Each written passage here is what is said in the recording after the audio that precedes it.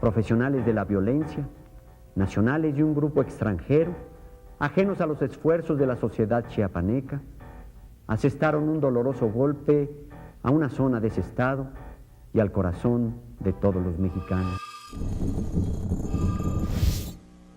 ¿Cómo va a venir a mí a decirme un indígena que ni siquiera sabe hablar español que el proyecto de mi sexenio no lo tomó en cuenta? Nada existe en este grupo agresor que pueda rebasar la capacidad de respuesta del Estado mexicano. Si es posible que no sean ya necesarias ni las guerras ni los ejércitos,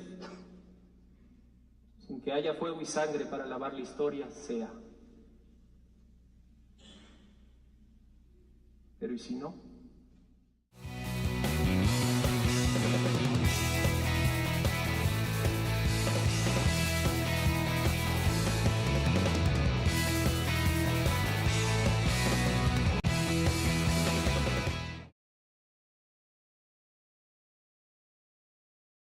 Yo veo un México de comunidades indígenas que no pueden esperar más a las exigencias de justicia, de dignidad y de progreso.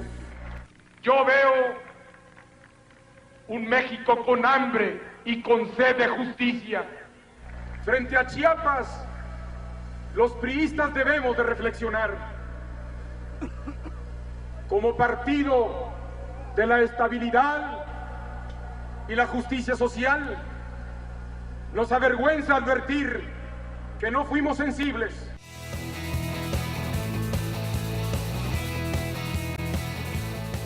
¿Qué tal? Muy buenas noches. Me da muchísimo gusto saludarlos nuevamente aquí en este programa, El Observador. Hoy tenemos un programa muy especial, muchas preguntas en la mesa. Vamos a hablar de lo que ocurrió hace 20 años, 1994, un año en el que seguramente usted recordará muchas cosas se pusieron en la agenda política como prioritarias. Por supuesto, la entrada en vigor del Tratado de Libre Comercio, el levantamiento del Ejército Zapatista, entre otras cosas. Sobre estas preguntas, estos temas, tenemos hoy un invitado pues muy especial con el que vamos a dialogar, mi compañero Marco Lara, a quien me da muchísimo gusto saludar. Marco, de verdad mucho gusto estar nuevamente contigo. Pues encantado, además con nuestro invitado, que fue un personaje fundamental, fundamental en esa coyuntura, y bueno, 20 años después yo creo que podemos decir que México sin duda no sería el mismo sin ese proceso, ¿no? La transición a la democracia no sería la misma. Así es creo que es más que pertinente, ¿no? Así es que Manuel Camacho Solís, muchísimas gracias por estar con nosotros. Pues gracias por invitarme. Bienvenido, muchas cosas sobre la mesa. Y ¿por qué no ponemos algo de una vez haciendo una valoración? Muchas cosas se han dicho ya en los medios, en la prensa, respecto a la evaluación que Manuel Camacho ha hecho respecto a su papel fundamental en ese momento. ¿Cómo podríamos entender ese contexto, no solamente desdibujando al Ejército Zapatista como algo aparte de todo esto que ocurría, Manuel? Era un momento de mucho triunfalismo porque el gobierno había logrado sus objetivos principales, uno de ellos la aprobación del Tratado de Libre Comercio, que con independencia del balance que uno haga de esa decisión, pues era un triunfo mayor que el Congreso americano lo hubiera apoyado, porque no era una situación fácil. Aparte de eso, pues había una opinión internacional que decía que México era el ejemplo del éxito de las reformas, y el nivel de aprobación que había al presidente de la República pues era altísimo, estaba en los 70%. Entonces, lo que estaba predominando era la confianza, era una especie de euforia, de triunfalismo, desproporcionado como lo demostró la realidad. Un poco retomando el tema que usted, Manuel, planteaba sobre esta corriente predominante autoritaria, que planteaba que la opción militar directa era una solución es decir, inmediata, sin tanto enredo. A mí me ha dado la impresión, al seguir su posición sobre el tema 20 años después, que usted sentía que era una suerte de caballero andante frente a un grupo predominantemente autoritario que incluía el liderazgo del presidente Salinas, y y me pregunto si usted se sentía así, y me pregunto si usted pensó en la opción de renunciar a su protagonismo público en vez de optar por ser un comisionado para la paz. A mí me gusta decir las cosas como fueron, porque aparte si uno dice la verdad, luego tarde o temprano te alcanza la mentira, y en la política más que ninguna otra cosa. Y más cuando has andado en situaciones tan difíciles en tu vida. Entonces, yo lo que he dicho es que en los primeros días lo que hubo por parte del gobierno es una reacción militar, y que dentro del gabinete lo que había era una línea dura, la decisión de, bueno, hay que acabar con esta rebelión. Pero aparte con una justificación, pues si estaba siendo atacada la población, había sido tomada una ciudad y se intentaba tomar un cuartel militar y estaba siendo atacado el ejército. Entonces, bueno, es la reacción no solo natural, sino es la reacción obligada de un Estado, pues evitar este tipo de circunstancias. Esto se cambió muy rápido, fue un asunto de 10 días. Cuando todo esto empieza a pasar y empieza a haber todas estas consecuencias, entonces sí, hablé yo con el presidente y el presidente aceptó mi lógica. Digo, no fue nada fácil, fue una conversación sumamente dura, pero finalmente la aceptó. Si él no hubiera apoyado este cambio de política, imagínate, cambió en ese momento de la crisis máxima al secretario de Gobernación, metió a Carpizo, ¿a quién? Al que era el presidente de la Comisión de Derechos Humanos, metió a un nuevo procurador, Diego Valadez, un hombre también comprometido con los derechos humanos, confirmó el nombramiento, ya estaba, pero lo solidificó, del jefe del gobierno de la ciudad, de Manuel Aguilera. Es decir, cambia el gabinete y se arriesga a un cambio de política. Entonces, yo conté con todo el apoyo del presidente y del gobierno en todo este periodo. Si no, no hubiera podido hacer cosas. Por ejemplo, lo que hicimos el día 27 de enero, el hablar con los candidatos a la presidencia para buscar su compromiso con un acuerdo en favor de la paz, la justicia y la democracia, que fue ahí donde nació la independencia del IFE. Hacer una reforma constitucional en medio de una campaña política. Si yo no hubiera tenido el apoyo del presidente, pues desde luego que el PRI no hubiera aprobado esto, y esto no hubiera sido posible ni por parte de los partidos ni por parte del Congreso. Y fue posible. Los nombramientos de los consejeros independientes del IFE, los movimientos en el ejército, si el ejército no hubiera aceptado, pues nunca se hubieran podido hacer. No, el Estado en ese momento, de manera unificada, se fue por esta línea y se comprometió. Y creo que eso fue lo que dio la oportunidad a que pudiera haber este cambio de política y este acierto. Es decir, haz de cuenta que le das ¿Pero la usted vuelta. sentía que iba solo? Esa era una parte de la pregunta. ¿Usted sentía una suerte de Quijote? No, yo sentí el respaldo. Desde luego que estas cosas generan todo tipo de reacciones, y pues sí, por una parte estás tú dando una batalla en un lugar y por otro lado, por atrás te están confrontando los que deberían apoyarte, es decir, desde muchas áreas del régimen. Por ejemplo, pues de todo tipo, o sea, eran mucha gente que yo sabía que estaban golpeando. ¿Córdoba? Etcétera.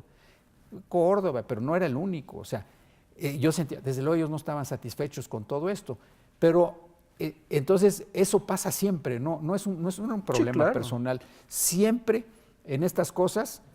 Por eso hay una cosa que se llama la retaguardia, y muchas veces las cosas son más difíciles en la retaguardia, pero yo no quise darle demasiada importancia a eso, simplemente veía cómo lo aislaba y sobre todo cómo compensaba esas presiones con apoyos de gran fuerza, como los fuimos logrando. Gracias a esos apoyos de gran fuerza, entonces la presión que venía de atrás no fue capaz de detenernos por lo pronto durante todo el tiempo que duraron los duró el diálogo. Muy bien, un contexto importante es el de que había ganado la candidatura Luis Donaldo Colosio. Entonces, yo asumo que usted no se había recuperado. Supongo que es un impacto personal, emocional, psicológico muy fuerte. Literalmente, como dice coloquialmente, se le fue la grande, ¿no? Entonces, no tenía ninguna suerte de mentalidad de lobo estepario, de hijo enojado. Es decir, no había ningún sentimiento que influyera en su posición. Al revés, o sea, la vida me estaba dando una oportunidad de oro, porque pues para mí el poder ayudar a hacer la paz en mi país. ¿Podía volverlo a posicionar No, en esa a hacer la paz no me iba a posicionar porque yo ya no tenía la confianza del presidente. Si lo hubiera tenido, yo hubiera sido el candidato. Entonces yo sabía que eso no se podía. Pero el poder estar en eso y lograr eso, ¿qué es más importante? ¿Tener el cargo o el poder hacer las cosas importantes que haces desde el cargo? ¿Qué es más importante, ser del presidente de la República o parar una guerra? ¿Qué es más importante, ser presidente de la República o abrir la transición en un país? Pero si usted no tenía la confianza del presidente, como dice, ¿cómo lo nombró comisionado? No, la tuve para eso, porque lo necesitaba, porque estaba en un gran problema y no tenía de otra. ¿Ah, sí? ¿Cree eso? Bueno, pues si no, no lo hubiera hecho. Si no se hubiera seguido con la línea que traían antes, ¿verdad? No hubiera cambiado sus funcionarios. Ahora, yo quisiera Entonces, esto no es asunto de buenos y malos. Es una necesidad de Estado que se resuelve con una política de Estado. Le diría, ¿usted cree que lo que está pasando en Michoacán es un 2.0 de lo que pasó en Chiapas? Lo que creo es que en un momento dado hubo la suficiente capacidad política para cohesionar al Estado, por lo menos en una franja de tiempo, que fueron unas cuantas semanas, en los asuntos fundamentales, ni siquiera en todos. Pero en esos asuntos sí hubo coordinación y sí hubo unidad en torno a una línea política que a mí me tocaba sacar adelante. Entonces eso fue una enorme ventaja porque el ejército no tenía una posición distinta, el presidente no tenía una posición distinta, el Congreso estaba respaldando estas acciones, le gustara o no le gustara. Entonces las fuerzas políticas la respaldaron. Entonces creo que no es monolítico el Estado, pero que gran parte de la solución de problemas, y sobre todo una crisis, sí tienen que ver con la capacidad de unir acción y decisión. Ahora, lo de Michoacán en este momento, desde luego que tiene muchísimas diferencias con lo de Chiapas. O sea, lo de Chiapas era un movimiento absolutamente comunitario, con una carga ideológica enorme y con una reivindicación de justicia como su causa motivadora de todo. Entonces era un fenómeno político-social exclusivamente, no tenía nada vinculado con temas de criminalidad, porque incluso en las zonas donde estaba el ejército zapatista, ni siquiera tomaban, ya no digamos que ahí había droga. Entonces era un asunto muy político, ideológico y comunitario. Que hoy no tiene viabilidad. Y hoy, han logrado sobrevivir en Chiapas. O sea, los caracoles ahí están, a pesar de todo, a pesar de que ni siquiera funcionan con recursos públicos. Esos gobiernos allí existen y además llama la atención que los niveles de seguridad allá adentro sean bastante altos. Es decir, las comunidades son muy eficaces para lograr su propia tranquilidad, porque son decisiones que se van tomando en las comunidades. Ahora, si bien, Manuel, aunque esto es diferente... ¿Termino con la pregunta? Sí.